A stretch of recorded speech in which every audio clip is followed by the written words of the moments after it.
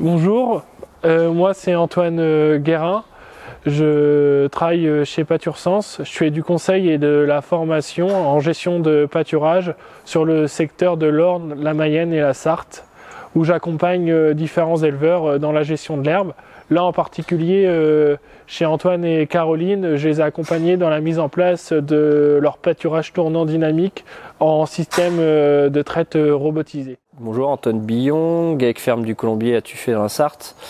On est 2 associés et 2 salariés. On a 160 hectares. On produit 500 000 litres de lait et en plus 50 000 litres de lait qui sont faits pour la transformation. On a une cinquantaine d'hectares de céréales de vente et le reste est tout dédié aux troupeaux. On a 110 vaches laitières, système robot de traite. Que la charte Bell nous imposait de partir un peu en pâturage, de faire un peu de pâturage. Donc on en a mis un petit peu.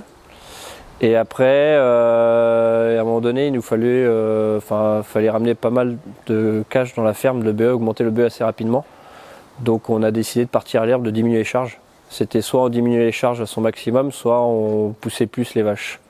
Et le fait d'être passé à l'herbe, ça nous a permis nous de diminuer vraiment les charges et d'augmenter le BE derrière.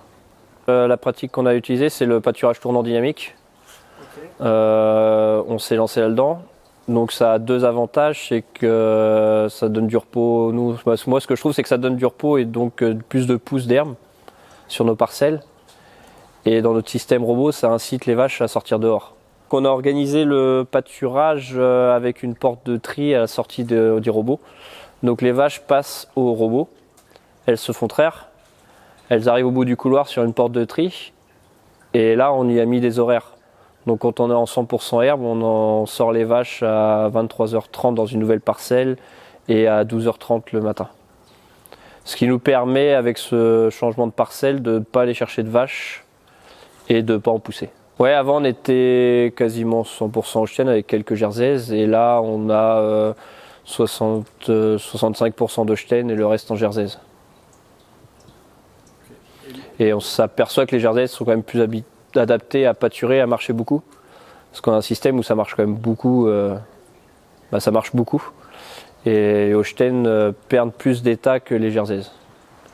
Donc c'est pour ça qu'on est parti à croiser sur le croisement kiwi. Donc là, en 3 ans, ouais, on fait vieillir les vaches. On est arrivé à 1,9 en stade de lactation avant de passer en pâturage. Et là, en 2-3 ans, on est arrivé à 2,4, 2,5. On ne circule plus dans un bâtiment, mais on circule sur des pâtures. Donc je pense que l'important, c'est d'avoir des bons chemins. Donc nous, on a tout fait à l'envers. On a fait herbe, clôture, eau, chemin. Et je pense que ça serait le mieux de faire dans l'autre sens, de faire chemin, eau, clôture, herbe. Parce que c'est vrai qu'il y avait des périodes où on devait aller à l'herbe et on ne pouvait pas parce qu'on n'avait pas de chemin. Donc je pense que l'important c'est vraiment l'infrastructure avec les chemins et des bonnes clôtures, quoi. L'herbe c'est facile à faire. Ce qu'on s'est aperçu, c'est qu'en temps gagné, c'est que du coup quand on est en 100% herbe, avec les robots, c'est que le matin on peut faire le travail à une personne et l'autre personne peut déjà être dans les champs ou ailleurs. Ça, en gros on gagne beaucoup là-dessus, quoi. C'est-à-dire qu'on n'a pas de tracteur allumé pour les vaches, on n'a pas les logettes à faire. Et on a beaucoup moins de travail, on fait juste du suivi. Compatibilité du robot avec les vaches groupées, on n'a pas vu de soucis. C'est vrai que moi j'ai fait avant pas mal de mise en route robot et donc beaucoup de démarrage avec des vaches. C'est pas un truc qui me plaît beaucoup, ça m'énerve, j'en ai fait de trop. Donc le fait de tout faire d'un seul bloc, c'est pas plus mal, au moins je paramètre mes vaches et après j'en ai plus à faire. Ça me plaît. Et ce qui me plaît aussi pas mal, c'est surtout les suivis de l'eau sur les genisses. On a vraiment des lots homogènes. Et ça me plaît mieux que quand on avait des genisses un peu tout le temps. C'est vraiment sur cet aspect-là que je trouve ça bien. Et nous, dans la Sarthe, on peut avoir au mois de mai plus d'herbe. C'est déjà arrivé. Mais souvent, quand on n'a plus d'herbe, on a déjà vu plus avoir de maïs non plus, parce que tout crame. Donc le fait d'étaler, d'avoir 2 périodes, pour moi, c'est pas mal. C'est que du coup, ça va permettre toujours d'aller pâturer un petit peu. Par contre, le fait qu'on ait des sols assez séchants, on peut sortir plus tôt aussi. Du coup, vu que chez nous ça peut cramer assez vite, on a fait une parcelle de 6 hectares en chicorée et trèfle pour aller pâturer l'été dedans. L'avantage de la chicorée, c'est que ça pousse tout le temps, même quand il fait chaud et sec et qu'il n'y a pas d'eau. Faut juste être très agressif dessus et ça c'est pas évident à gérer quoi. Du coup l'élevage des genisses, pareil pour un gain de temps, on est parti en vache nourrice. 2 veaux et demi par vache. On essaie de les sortir le plus tôt possible. Donc les veaux sont mis 15 jours en niche individuelle. Pardon.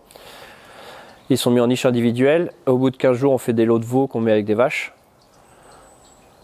On les laisse une semaine en bâtiment enfermé et ensuite on lâche dehors. On essaie de les faire pâturer et ça permet que la vache apprend assez vite aux veaux à se débrouiller seul. Il y a des veaux qui ruminent assez rapidement et qui pâturent assez vite. Et c'est surtout que ça nous fait un sacré gain de temps de travail, quoi. Ensuite, on les sèvre 4-5 mois. Et après, elles sont conduites en techno-grazing. Donc techno-grazing, c'est du pâturage en couloir. On fait fil avant, fil arrière dans des couloirs. Et on avance les bêtes. Donc nous, vu que la parcelle est assez loin, on le fait tous les 2 jours. On essaie pareil, dans le gain de temps de travail, c'est l'objectif. Ça serait au pied, peut-être qu'on le ferait tous les jours, mais là c'est vrai qu'il y a de la route un peu à faire. Donc là cette année on va essayer le bale grazing sur les taris. Donc là ça va être un test. Donc une parcelle d'herbe de régras hybride, trèfle violet, où on est censé faire un maïs l'an prochain dedans. Donc l'idée c'est d'essayer d'hiverner les taris dessus. Les principaux bénéfices du pâturage pour nous, ça a été déjà un revenu qui était un peu plus important qu'avant, diminution de charge. Et l'autre bénéfice, c'est aussi en temps de travail. On a lissé le travail sur l'année, on n'a plus des gros pics de travail comme avant où on avait du maïs pas mal, ou les semis, tout ça. On a vraiment lissé ça. C'est vrai que ça fait peur au début, c'est qu'on voit le litrage qui diminue. Et de se faire suivre, c'est quand même pas mal.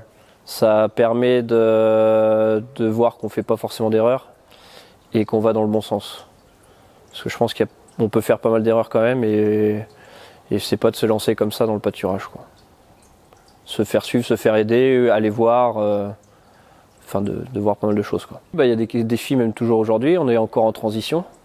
Après, du coup, on s'est fait suivre, on s'est fait aider pour pouvoir aller plus loin.